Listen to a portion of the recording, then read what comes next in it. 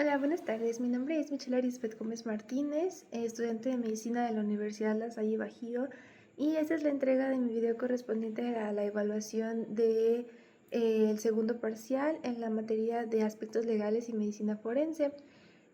Sin más dilación, comienza la evaluación y la grabación de mi presentación. Gracias. Y bueno, tenemos aquí nuestra presentación. Y vamos a comenzar. En el contenido de nuestra presentación tenemos como primera instancia la unidad 1, que es el acto médico, y va a tener los subtemas de definición del acto médico, implicaciones científicas del acto médico, implicaciones éticas, principios de bioética aplicados, implicaciones legales, responsabilidad profesional, y después vamos a tener la unidad 2, que corresponde a la práctica médica y marco legal. Va a tener un desglose de definición de la práctica médica, diferencia entre acto médico y práctica médica, implicaciones legales de la práctica médica, derechos y obligaciones del médico, derechos y obligaciones del paciente, confidencialidad, consentimiento informado y secreto médico. En tanto a los siguientes temas será la unidad 3, que corresponde a la Lex Artis Medica, y con un desglose de subtemas del concepto de Lex Artis, importancia en la valoración de la responsabilidad médica, casos prácticos y ejemplos jurisprudenciales. Y en la unidad 4 vamos a tener el expediente clínico según la norma 004 SSA3 del 2012 del expediente clínico, con un desglose de subtemas de la finalidad del expediente clínico, contenido obligatorio según la norma 004, responsabilidad legal del personal médico, consecuencias legales por omisiones o alteraciones, protección de datos personales en salud. Y como última unidad tendremos la unidad 5, que corresponde al tema de medicina forense, con un desglose de subtemas de los principales acontecimientos históricos, evolución de la medicina forense en México y en el mundo, ramas de la medicina forense, comprendiendo así la tanatología, la traumatología forense, la sexología forense, la toxicología forense y la psiquiatría forense. Y por último, las implicaciones legales de la dictaminación forense, y desglosando así la participación en juicios, dictámenes periciales y la responsabilidad del perito médico. Vamos a dar inicio así a la unidad 1, que es correspondiente al acto médico. Y vamos a comprender primero que nada pues la definición del acto médico. Está descrita como toda intervención realizada por un profesional de la salud sobre una persona, esto con fines preventivos, diagnósticos terapéuticos o de rehabilitación. Debe realizarse siempre con consentimiento del paciente, excepto pues ya en casos de urgencia o en triage médico. Requiere competencia técnica, ética y legal e implica una relación médico-paciente efectiva. Como punto número 2 tenemos las implicaciones científicas del acto médico. Esto vamos a tener primero que nada que va a ser siempre basado en conocimientos actualizados y evidencia científica, eso es muy importante. También requiere una información médica continua y actualizada. Se apoya en guías clínicas o de práctica clínica, protocolos y consensos. Y evalúa riesgo-beneficio para la toma de decisiones clínicas, esto con el objetivo de que pues, los resultados sean los mejores para nuestro paciente. Aquí podemos destacar pues, la responsabilidad del médico en la actuación y más que nada pues, conforme al avance de la ciencia médica. Esto puede ser pues, evitando la práctica empírica o desactualizada. También tenemos como siguiente punto las implicaciones éticas y los principios de bioética aplicados. Y pues cuáles van a ser estos, los que ya conocemos, los de toda la vida: autonomía, beneficencia al paciente, no maleficencia y justicia, muy importantes de recordar siempre. La autonomía va a basarse pues en respetar las decisiones de nuestro paciente siempre. Aunque pues nuestras recomendaciones sean otras, siempre tenemos que respetar la decisión que el paciente vaya a tomar. Y si es que sabemos o tenemos el conocimiento de que pues esta va a ser perjudicial para la salud de nuestro paciente, podemos informárselo y siempre nos tenemos que respaldar con un consentimiento y con un texto que avalúe que nosotros hicimos la sugerencia al paciente, pero el paciente no la quiso tomar. También tenemos la beneficencia, que va a ser actuar en el mejor interés del paciente. A eso va un poquito de la mano con lo que mencionamos anteriormente, que es básicamente que nosotros Con nuestros conocimientos, pues siempre vamos a estar en la obligación de mencionarle a nuestro paciente cuáles van a ser las opciones, las mejores opciones terapéuticas para él. Entonces, no podemos omitir por nada del mundo esta información tan importante.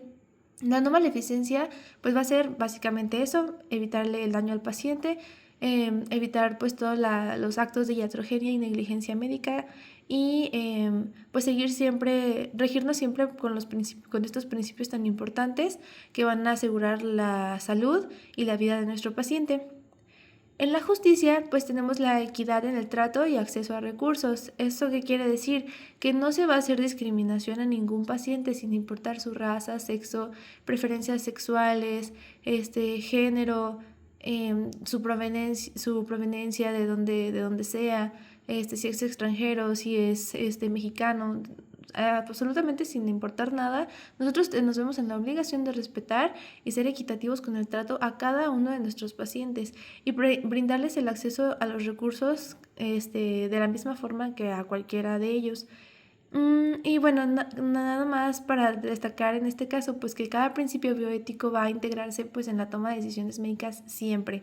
Esos van a ser siempre nuestros aliados para que pues nuestras acciones siempre sean las mejores tanto para el paciente como para nosotros. Y especialmente pues tienen que ser consideradas en situaciones bastante difíciles como los cuidados paliativos o los tratamientos invasivos, que pues son pues ahora sí que son situaciones que exponen más a nuestros pacientes, que los dejan más vulnerables y por lo tanto pues tenemos que tener muchísimo más cuidado con estas situaciones. Para el siguiente punto, 1.4, tenemos las implicaciones legales y la responsabilidad profesional.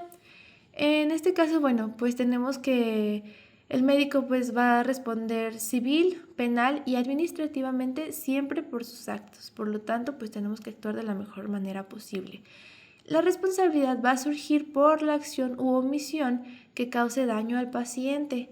Por lo tanto, pues nosotros siempre tenemos que tener especial cuidado en todos los tratamientos, en todos los diagnósticos que realicemos, debido a que pues un mal diagnóstico o un mal tratamiento puede costarle la vida a nuestro paciente y la libertad a nosotros. Puede haber demandas por negligencia, impericia o imprudencia. Es muy importante pues recordar siempre todos estos aspectos, debido a que pues muchos nada más consideramos la negligencia médica o las iatrogenias médicas y pues también existen las impericias o imprudencias, las cuales por ejemplo nosotros como estudiantes de medicina podemos llegar a cometer como imprudencias e impericias por parte de nuestros responsables. Por lo tanto, siempre hay que ser prudentes con lo que realizamos y hacemos, siempre con la valía de que tenemos un conocimiento previo y que sabemos qué estamos haciendo. Si no, es mejor no actuar. Se evalúa con base en la Lex Artis médica anteriormente mencionada. Y pues el acto médico siempre va a ser un hecho jurídico que puede tener consecuencias legales si no se cumple con la normativa vigente o con los estándares profesionales establecidos. Ahora comenzando con nuestra unidad 2, el cual pues corresponderá a la práctica médica y al marco legal. Vamos a tener primeramente en el tema 2.1 la definición de la práctica médica. Y bueno, ¿qué es la práctica médica? Se comprende por práctica médica al conjunto de actividades realizadas por profesionales de la salud para conservar, mejorar o restaurar la salud. Y bueno, esto va a incluir obviamente pues nuestra atención tanto médica, quirúrgica, diagnóstica, preventiva y de rehabilitación. Es decir, pues toda una atención médica integral, que son todos los puntos que se llevan a cabo dentro de los hospitales, instituciones, clínicas, todo lo que sea relacionado y que conlleve a el trato del paciente por parte del personal de la salud. También debe ser obviamente pues regulada por leyes sanitarias, éticas y administrativas, las cuales deben de ser de conocimiento del médico siempre, debido a que bueno, esto no solamente nos va a salvar al paciente, sino también nos va a salvar a nosotros de cualquier situación legal que pueda estar implícita y por lo tanto pues de esta forma podemos cuidar mejor nuestras acciones. Se va a ejercer bajo un marco legal autorizado por el Estado. ¿A esto a qué se refiere? Bueno, pues que precisamente todas estas leyes sanitarias de regulación se llevan a cabo para pues, poder dar una autorización al ejercicio de la práctica médica correcta y por lo tanto pues poder tener una valía de que se están haciendo las cosas como deben de hacerse o que al menos el médico tiene el conocimiento de cómo debe realizar las cosas. Y bueno, la práctica médica va a ser una profesión que pues va a estar regulada, que no solo va a abarcar pues actos clínicos, sino también la relación con las instituciones, las normas y los deberes formales. Estos puntos pues se refieren a que nosotros como médicos no solamente nos vamos a desempeñar pues en el área de el trato al paciente, sino que también pues las instituciones tienen toda esta situación de pues administraciones y normas y deberes formales pues ya establecidos y por lo tanto pues deben de también seguirse las leyes que sean específicas para este tipo pues de ejercicios, ¿no? Y luego, bueno, tenemos como tema 2.2 la diferencia entre acto médico y práctica médica. Y bueno, primeramente pues tenemos que definir pues qué es cada uno. El acto médico va a ser la intervención específica, puntual y directa con el paciente, es decir, todos los actos que nosotros realicemos directamente al paciente, desde interrogatorios, estudios para el diagnóstico e intervenciones quirúrgicas, todo este tipo de cosas que se realicen directa y puntualmente al paciente van a contar como un acto médico. Ahora vamos a tener también la práctica médica. Y bueno, ¿qué es la práctica médica? Vemos que es un conjunto sistemático y permanente de actos médicos. ¿Esto qué se quiere decir? ¿A qué se quiere referir? Bueno, pues ya va a ser todo este seguimiento, o sea, como el conjunto de estos seguimientos, de estos actos médicos que se van a realizar. Es decir, no solamente es un interrogatorio, como era en el caso del acto médico, sino, ok, ya le hice el interrogatorio y ahora le voy a hacer, le voy a hacer una exploración física y ahora le voy a hacer un estudio y ahora le voy a hacer, o sea, nos vamos a ir como con todos los actos que vayan a corresponder, todo ahora sí que nuestro esquema de realización de la práctica médica va a ser pues lo que se va a constituir, perdón, a ella misma. Y bueno, la práctica médica va a ser el contexto también en el cual se desarrollan los actos médicos, el ambiente, el contexto, va a contener al acto médico. Y la práctica puede ser tanto individual o institucional, es decir, que pues un médico lo puede realizar desde su consultorio o lo puede realizar en una institución. Y bueno, no todo acto médico va a implicar una práctica profesional constante. ¿A esto a qué nos queremos referir? Bueno, como ejemplo tenemos la atención ocasional, que va a ser, por ejemplo, que uno no lleva a cabo pues sí, ahora sí que una atención integral o una atención continua a un paciente o un seguimiento al mismo.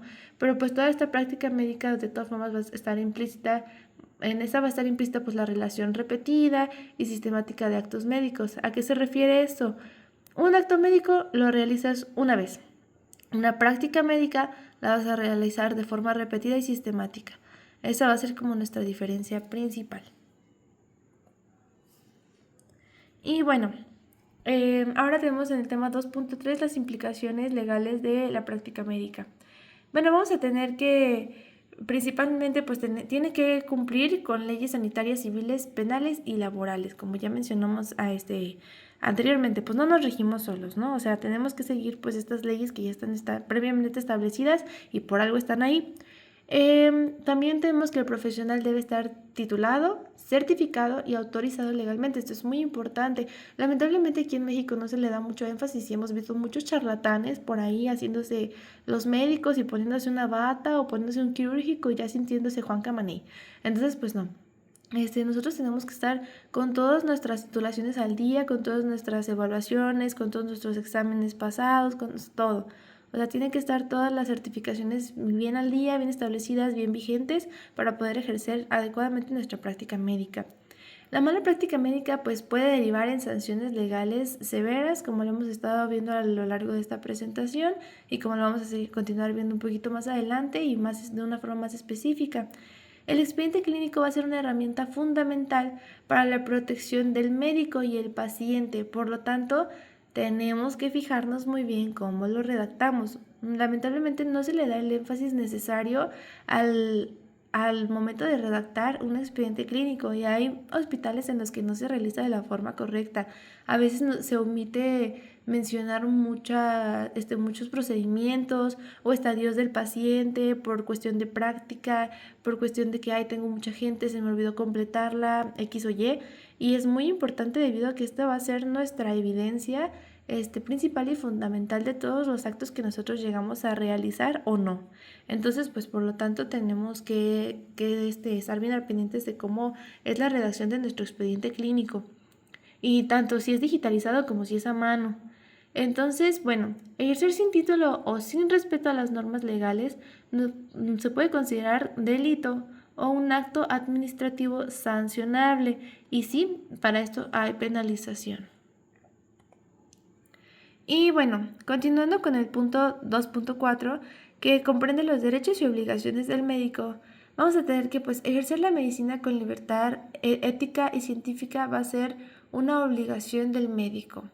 Y pues también va a ser un derecho que él va a tener. Entonces, tanto como tenemos la libertad ética y científica de realizarlo, también tenemos el deber de realizarlo con esa misma ética y científica pues bien concretada, ¿no? Bien actualizada y todo en el margen legal que debe de ser. También tenemos derecho a ser respetados por los pacientes y por las instituciones. Tenemos derecho a negarnos a actuar contra nuestra conciencia. ¿A esto qué se quiere referir? Pues a la objeción de conciencia. Si, por ejemplo, yo no estoy de acuerdo con lo típico, ¿no? Que es la realización de un aborto, y yo digo de que no, ¿sabes qué? Yo la verdad no me siento competente, o sea, moralmente competente para la realización de este procedimiento. Sé que me toca hacerlo, sé que debo hacerlo, pero la verdad yo no me siento cómodo con la realización de este procedimiento. Se le menciona al paciente, se le menciona a algún colega que esté disponible para poderlo realizar y que esté dispuesto a poderlo realizar, y por lo tanto pues hay una objeción de conciencia, o por las situaciones también de no sé, el conocimiento previo de una situación no moralmente correcta por la cual no nos veamos cómodos para asistir, ayudar a un paciente. Nosotros podemos objetar de conciencia para pues no ejercer nuestra práctica médica con este paciente. Y bueno, también tenemos como obligaciones pues el brindar atención oportuna, ética y profesional a todos nuestros pacientes. Tenemos que también guardar el secreto profesional. Esto es muy muy importante, sobre todo porque pues nosotros a veces llegamos a conocer cosas de nuestros pacientes que ni en su casa les conocen, y pues es muy importante que nosotros pues no lo andamos divulgando por ahí, porque pues es a fin de cuentas la intimidad de nuestro paciente y debemos de respetarla. Tenemos que documentar también adecuadamente la atención médica, que era lo que mencionábamos anteriormente, mediante la historia clínica, mediante el expediente médico, que todo esté en orden, que todo esté al día, y pues de esta forma nos vamos a evitar muchas complicaciones y también vamos a evitar pues una mala atención a nuestro paciente. Y bueno, los derechos del médico pues también se protegen legalmente, y esto pues va a ser especialmente en situaciones de agresión, discriminación o presión institucional. ¿Esto qué quiere decir? Que pues no solamente toca de aquí para allá, sino también de allá para acá. Nosotros pues tenemos muchas obligaciones de pues tratar bien a los pacientes, pero también nosotros estamos en los derechos plenos de pues saber que estamos respaldados en caso de cualquier agresión, discriminación o presión institucional que no sea adecuada o que no vaya con nuestros principios éticos. Ahora para el punto 2.5, que corresponde a los derechos y obligaciones del paciente. Bueno, tenemos como derechos pues recibir atención digna y respetuosa por parte de pues todo el personal de salud, no solamente los médicos. Elegir libremente a su médico, es decir que pues ellos pueden ahora sí que escoger por qué profesional de la salud van a ser atendidos, y no pues no se les tiene que a fuerza imponer a alguien que los vaya a revisar. Si no se está, por ejemplo, en la situación de las instituciones, si hay otro médico disponible y si el paciente no se siente cómodo con el trato del médico con el que está actualmente, puede pedir su cambio de médico.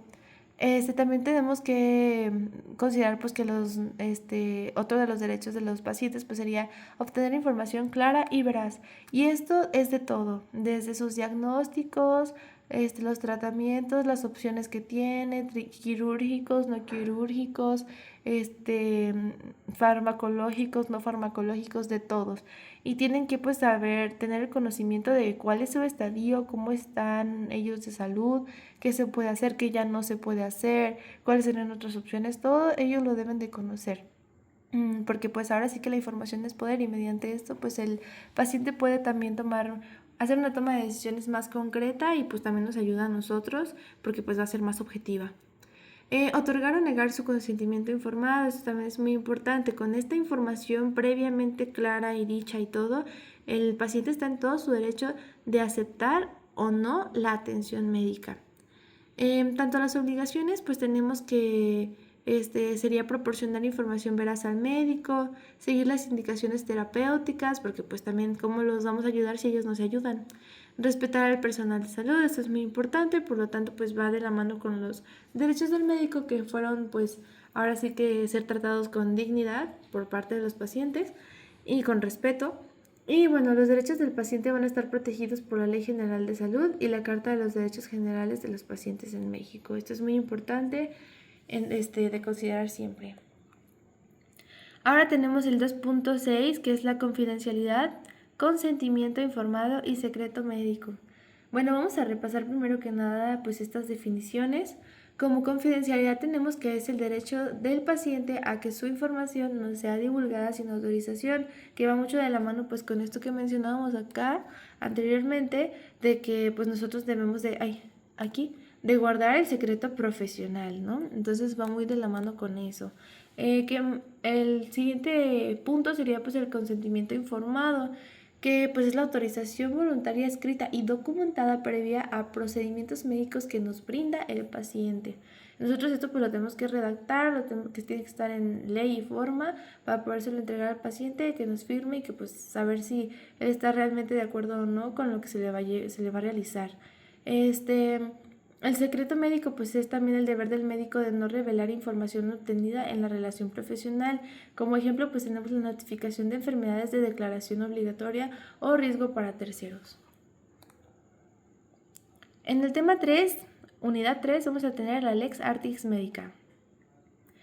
Bueno, 3.1, concepto de Lex Artis. Vamos a tener pues ¿qué es la Lex Artis?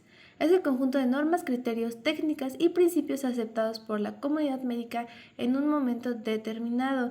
Esto pues define cómo debe actuar un profesional de la salud ante un caso clínico específico.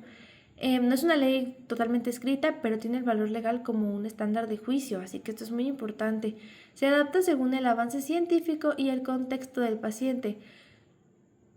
Como un ejemplo pues tenemos el deber ser de la medicina. Y no seguir pues la Lex Artis puede considerarse negligencia o mala práctica médica. En el 3.2 tenemos la importancia en la valoración de la responsabilidad médica. Sirve como referencia para determinar si un acto médico fue adecuado. Es usada por peritos y jueces en casos de demandas por mala praxis. Y también se considera el nivel de formación, los recursos disponibles y las circunstancias del caso. De esta forma pues nos va a permitir distinguir entre complicación médica inevitable y negligencia médica. Y pues tenemos que recordar que no todo mal resultado va a implicar pues la responsabilidad médica si el profesional actuó conforme a la Lex Artis, es decir, pues si actuó conforme a la ley y actuó de buena forma y de buena fe y pues si hubo un consentimiento informado previo. Y bueno, vamos a analizar estos casitos súper rápido. En el primero tenemos pues el caso de una cirugía realizada sin un consentimiento informado. Y esto pues como consecuencia nos traerá una responsabilidad médica por la violación a la autonomía de nuestro paciente. Entonces pues eso sería nuestra implicación legal. En el punto 2 tenemos pues el médico general que intenta resolver una urgencia quirúrgica sin transferir o sin dirigir a un especialista y por lo tanto se considera una impericia. Esto no es para nada correcto. Recordemos que nosotros no podemos realizar un procedimiento al cual no estamos calificados para realizar.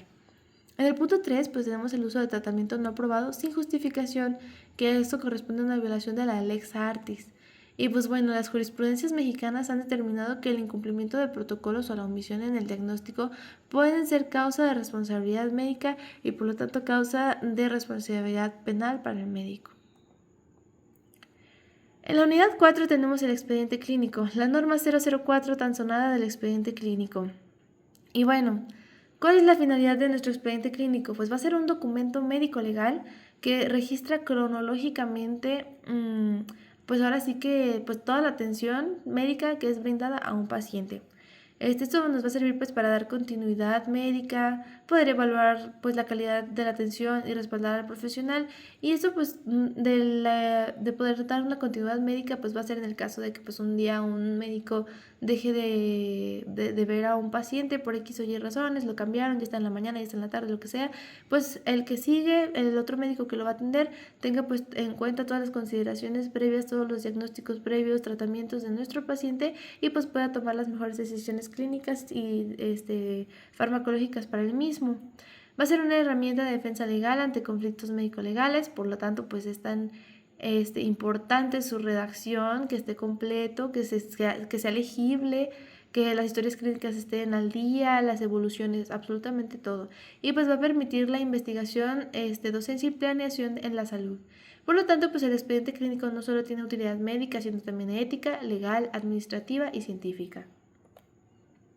Y bueno, el contenido obligatorio según la norma 004 para el expediente clínico serían pues los datos generales o ficha de identificación, tanto del médico como del paciente, la historia clínica que pues corresponde a todo, interrogatorio, exploración, diagnóstico, todo. Tratamiento, todo lo que se tiene que desglosar ahí. Las notas médicas de evolución que van a ser pues interconsultas y egreso, consentimiento informado, hojas de enfermería, reportes de laboratorio y gabinete, indicaciones médicas, quirúrgicas, terapéuticas, y pues la norma aplica en todo establecimiento de salud público o privado, y pues la omisión de cualquiera de estas secciones puede implicar una sanción. Ahora vamos a analizar la responsabilidad legal del personal médico. Por lo tanto, tenemos que pues, todos los profesionales que intervienen en la atención deben llenar correctamente sus notas. Esto lo hemos mencionado a lo largo de toda la presentación porque es muy importante. El médico tratante es responsable del contenido de la historia clínica siempre. Por lo tanto, pues por eso se le pide que, de hecho aquí omitimos un poquito mencionar eso, pero tiene que llevar sello y firma de nuestro médico. La omisión, falsificación o alteración de nuestro expediente puede implicar responsabilidad civil, administrativa y penal para el médico y para la institución.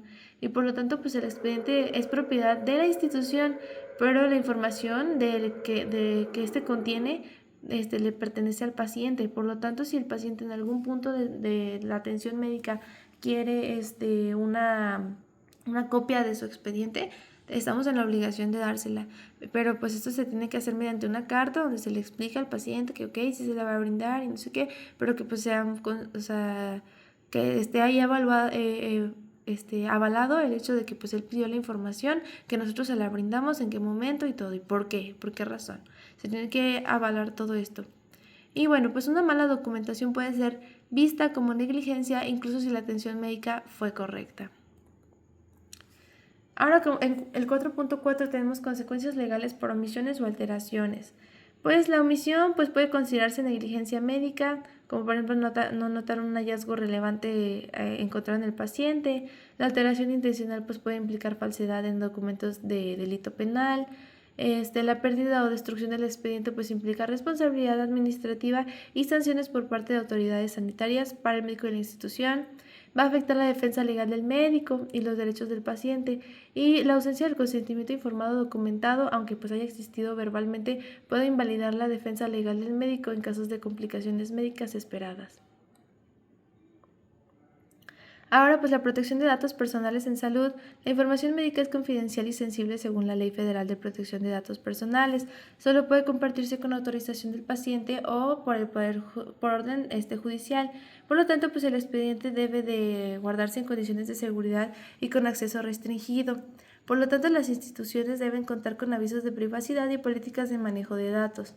Para esto pues se resalta que en caso de filtraciones o mal manejo de datos hay sanciones económicas y legales tanto para el médico como para la institución. Y por último tenemos nuestra unidad 5. Por lo tanto aquí vamos a revisar los principales acontecimientos históricos. Esto ya es un poquito más leve. Pues se remonta a Egipto y Roma, esto pues con los registros de las primeras autopsias primitivas. También aquí en México pues tenemos la situación de las trepanaciones y todas estas situaciones, que ya eran con un objetivo de pues analizar, pues ahora sí que qué había sucedido, porque se creía que pues en el cerebro se contenían la mayoría de las enfermedades. En la Edad Media pues se solicitaban médicos para esclarecer muertes violentas, y en Ambroise Paré en 1575 Ambroise Paré establece fundamentos de la medicina legal moderna. En México el primer código penal surge en 1871 y reconoció el papel del médico legista. El avance en medicina forense pues ha ido a la par de las necesidades que hemos tenido pues para la medicina forense. Por lo tanto, pues también va a la par del desarrollo del derecho penal y los sistemas de justicia de la nación.